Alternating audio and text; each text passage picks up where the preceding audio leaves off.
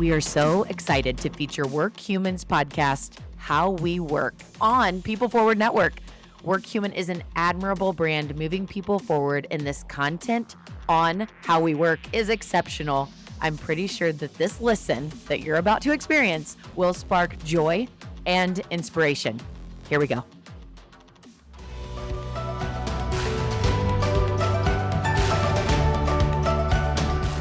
Hello, everyone. Welcome to How We Work. This is a podcast from Workhuman about the trends, relationships, and experiences that shape the human workplace both now and into the future. My name is Stacy Thompson, and I'm the Senior Director of Content Strategy and Activation here at Workhuman. So today we're talking about the hashtag future of work. It's a topic on everyone's minds as nearly everything about the way we work has changed over the past few years. It's also a topic we talk about constantly within the Workhuman community, including and especially here at Workhuman Live, and continue to evolve our thinking as we look to build a more human workplace for all. We've got with us today a very special guest, the one, the only Malcolm Gladwell. Malcolm, welcome. Thank you. We all know you as New York Times bestselling author, one of foreign policy's top global thinkers, active podcaster, the list goes on and on. But I'd love to start out by getting to know the human that is Malcolm Gladwell. All right. So if you don't mind, tell us something fun, interesting, or weird about yourself. In other words, what makes you human? Oh, well, what am I? I'm a car nut.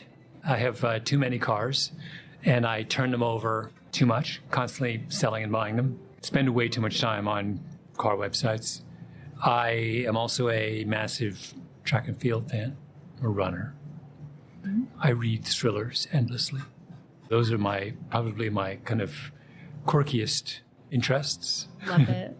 I did know you were a runner. Didn't know you were a car fanatic. How many cars do you have? Well, at the moment I have 4. It's complicated. There was always in a state of flux, but I have 4 at the moment, which is embarrassing because I don't really need 4, but I'll be honest with you. Do you drive them all?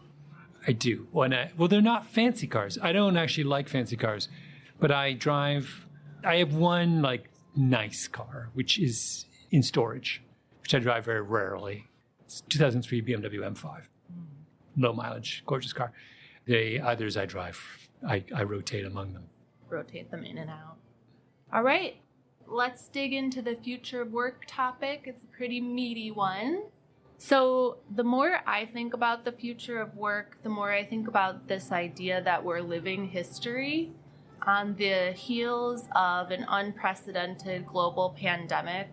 We're in a place now that's far from where we were years ago. We're making this up as we go, so to speak, charting a new path for ourselves.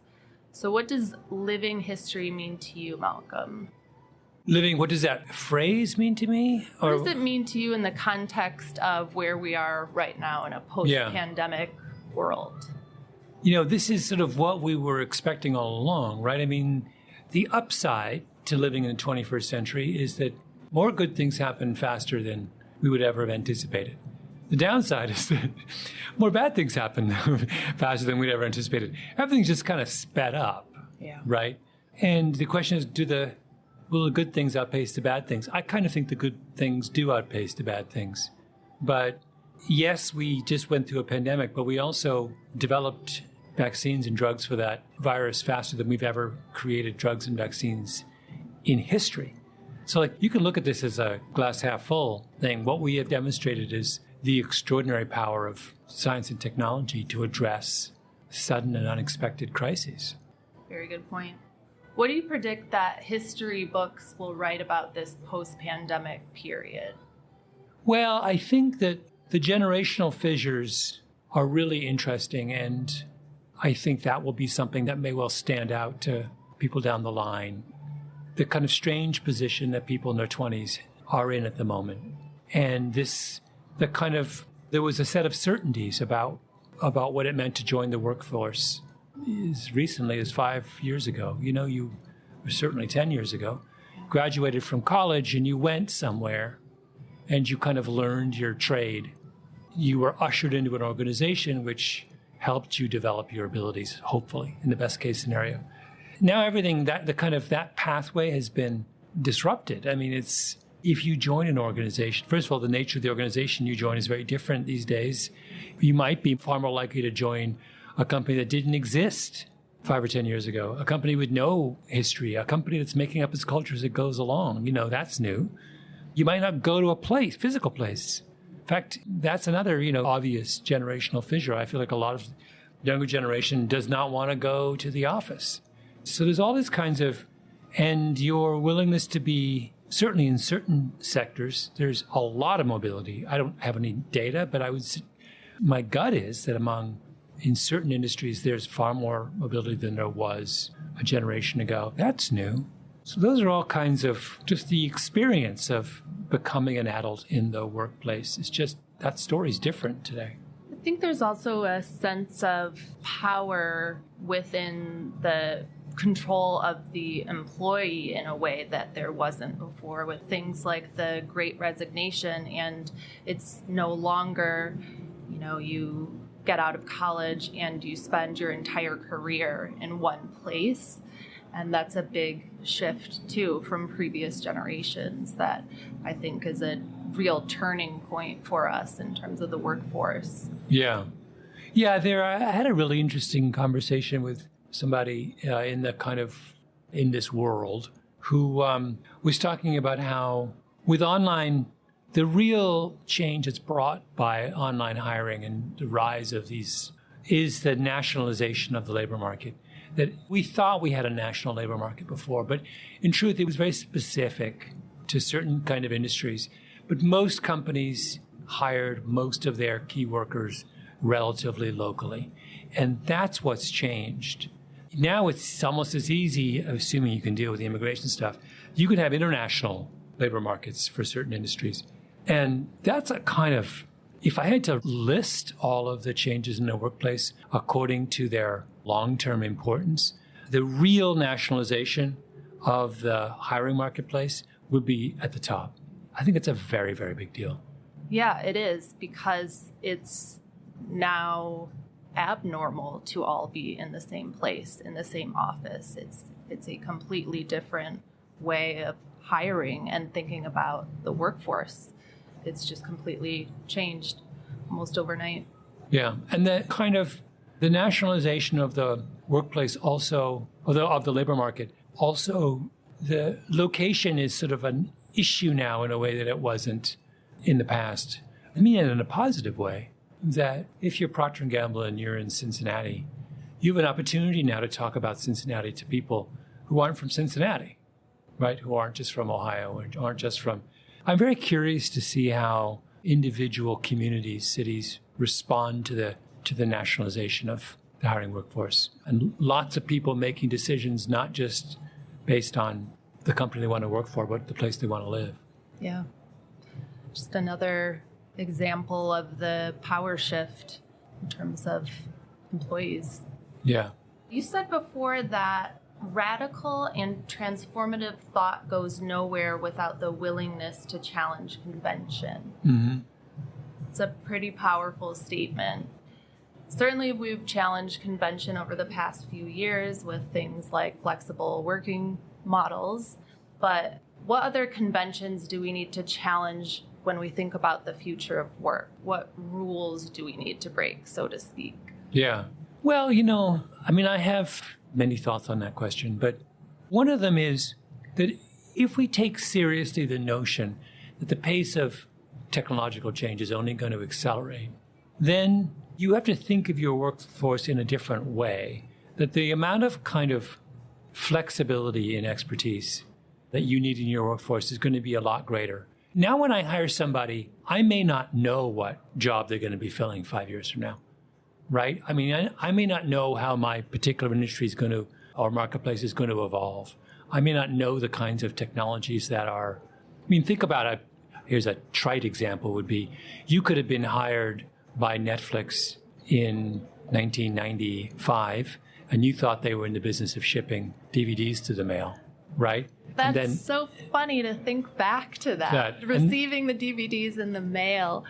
And then 10 years later, you're in a high-dollar international content creation enterprise. That's a kind of, what a shift. But there are sort of versions of that are going on in, or think about working for a pharmaceutical company. You could have started at a pharmaceutical company in an era where developing a new vaccine was a project that took a decade. And all of a sudden you find yourself in an era where a new vaccine is a project that takes 6 months or 8 months. That's more than just things being sped up. Every single process around the manufacture and creation and testing of that vaccine has to change if your time horizon shrinks by that much. So it's that kind of thing. It's like, so when I hire someone, I'm now thinking, I need someone who can adapt. I'm not really judging them on necessarily just on what I'm hiring them for. I'm thinking about, is this the kind of person who can roll with the punches? It ties back to what you were just talking about in your keynote with how we need to rethink about how we define talent and think more about the potential of someone. If you're thinking about not what role am I hiring this person for now, but what role will they have 5 years from now? It's really that shift in mentality. Yeah. We have a really interesting version of this problem at my, I started an audio company a couple of years ago called Pushkin, and we make podcasts and audiobooks. And there's a really interesting phenomenon in that world, in the kind of literary content creation world, which is your ability to critique a work of writing or audio comes first. Your ability to be able to make it yourself comes much later. So in other words, you can be a critic long before you can be a creator. So we hire people, producers are essentially on some levels, they're critics. So they're people who have taste and judgment, and we ask them to play those roles. But what we really want them to do, we're trying to find those rare people down the line who are capable of making something original. That's way more valuable to us. But that skill is not present at the time when I hire someone at 25, it's not there yet. It's going to take years to develop it. So I'm playing this game where I'm hiring them for their ability to have taste and be a critic and a producer and an editor. And I'm guessing whether I can create an environment that allows them to develop this much more valuable skill over the longer term. And if you fail to get that right in my business, you're in trouble. If you can't grow your own content creation talent internally, you have an issue. Yeah. I think it speaks to the idea of hiring the individual too. When you think about the potential of someone 5-10 years down the line, that's a spark that you see that isn't there yet, but that you could see foster and grow. And it's an important distinction. Yeah, I think that's absolutely right. You've said in your podcast, Revisionist History is all about experiments that have changed our world. What experiment are you trying out in Revisionist History Live next month? We've never done a live show before. So that's experiment number one, is what we do in podcasting. Some podcasts are just like this. They're conversations. We could have done this in front of an audience, right? My kind of podcast is not that way. It's a scripted, narrated thing. We spend months producing 40 minutes of revisionist history. Takes weeks, and many people have to get involved. So to take that and to put it on stage and do it live is experiment number one. Can I reproduce some of the magic of revisionist history without the benefit of all of that preparation and scripting? Then what follows from that is there an audience for that? So I developed an audience that wants to both to listen to that highly produced thing and to do it on their own time, right? Now I'm asking them to come to a place and treat me as if I'm a performer. Will they do that? I don't know. And so all kinds of questions. Think about this as a business. Is this a real economic thing? Can we make enough money from tickets to make it worth our while as a company to do this? We don't know that. So there's all kinds of ways in which we're kind of rolling the dice here. Is it a good way to market a podcast? Will the people who show up be people who've never listened to the show, in which case we're reaching new audience, or we're just preaching to the choir? Is this a way of rewarding loyal listeners? We don't know. So it's just a chance to learn lots of things that are necessary for growing the business. Yeah. In that vein, what are some of the experiments that we've been afraid to try in the workplace? that we need to be thinking about when we think about the future of work? I mean, one is, this is an obvious one, but how many chances do you give someone to get better? In the keynote I gave today, I was talking a lot about the problem that's created by the fact that people mature at different rates.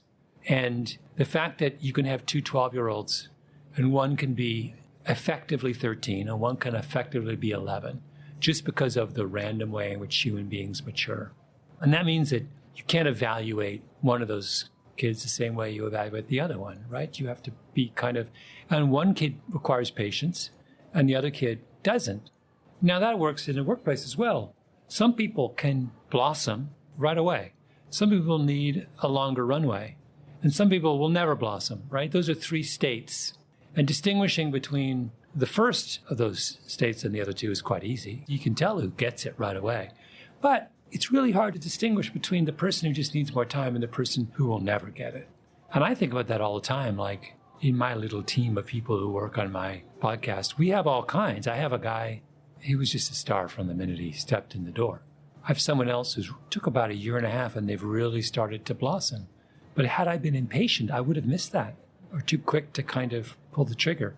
There are other people who may even take longer than that. It's not a bad thing to take a while to figure. And very often, sometimes as well, the people who take longer to master something end up being your best because they're just going through a much more thoughtful process of learning, right? They're tackling hard questions in their mind, or maybe their problem is just a lack of confidence. I mean, there's all kinds of these sort of variables. And that's, as someone who didn't used to manage people, and now I am, that's, to my mind, the thing that I want to experiment more with is what happens if we give people a longer runway?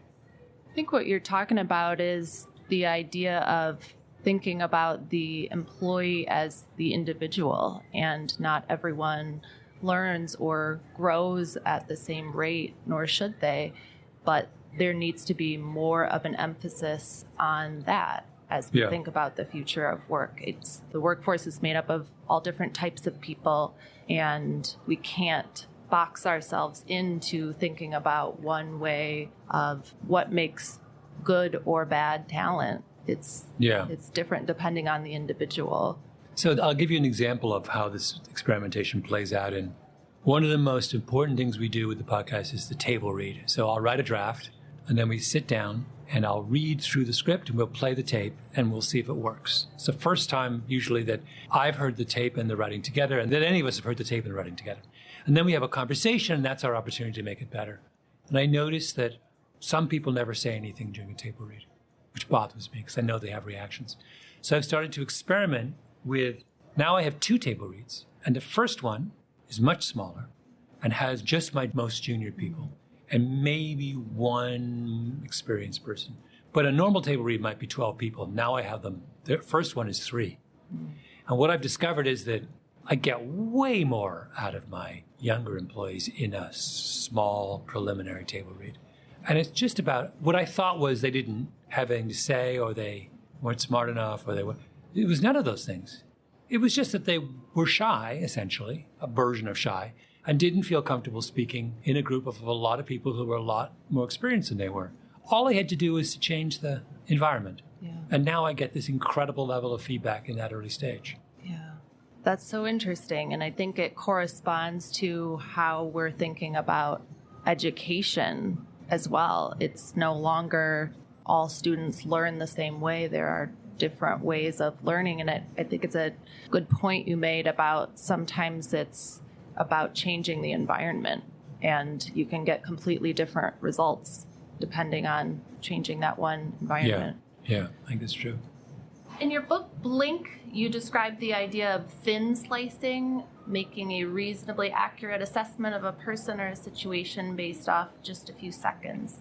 How does this concept help or perhaps hinder our ability to collaborate in the workplace? I think it largely hinders. The point in Blink was that not necessarily that we're good at that, but that we do it. It exists. Now, some of those impressions, there are certain kinds of things that are, you can make a relatively accurate assessment of whether someone is friendly or happy or attractive or charismatic very, very quickly. But big deal. The things that really matter, is this person a thoughtful, caring, conscientious person? Do they know what they're talking about? Are they trustworthy? Those kinds of things. Whatever flash judgment you make, snap judgment you make about someone along those dimensions is unlikely to be accurate. You can't tell what someone's thinking in an instant. All kinds of studies have showed that even with people we love, we're terrible at guessing what's going on in their mind at any given moment. So I would say that that tendency of ours to over-rely on snap judgments outside of the areas where snap judgments are useful is a problem. Yeah. And the workplace cannot proceed well and happily when people are relying on those sorts of blink moments. How do we overcome that? Or maybe we can't. That it's just be aware of how potentially problematic those kinds of judgments are. And again, give people time to get to know each other properly. Just that idea of it goes back to that earlier notion I had of some people need a long runway. Well, there are cases where we all need a long runway. We should teach each other to suspend judgment about others until we have a more considerable body of evidence to make a decision. Yeah, that's a pretty powerful thought. Teaching people to suspend judgment. And I think you're right that it starts with awareness that we're doing it. Yeah. Malcolm, switching gears completely, you and I are both runners. You run a 5-minute, 15-second mile, and I run a 10-minute mile. But I often find that I do my best thinking while running. Yeah. I have read that you have said that running helps keep you sane. So any epiphanies about the future of work while you run? Well, the obvious one is the importance of giving people time for reflection. To my mind, the value of running, apart from its physical benefits, is it's a chance to be alone with your own thoughts. And it's very hard to find time to be alone with your own thoughts. And I don't know I think we have come to undervalue those kinds of protected times and spaces in people's lives. That building a highly collaborative, functional workplace also requires giving people alone time, protected alone time. My friend Adam Grant has all of these notions about the value of meeting-free days or email-free days, and I think that's so super important that if we're going to ask people to do complicated, highly creative work, you got to create a space where you give people the time to work through creative, complicated thoughts. And you can't do that when you're stuck in a meeting all day. No, you cannot.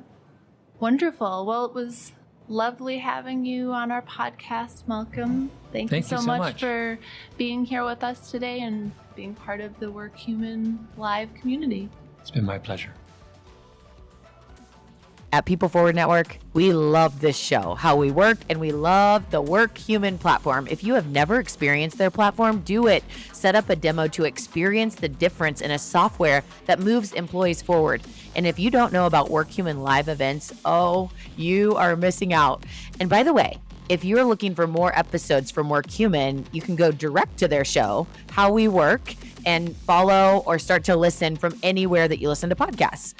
Links to all this goodness in the show notes. We'll see you next time.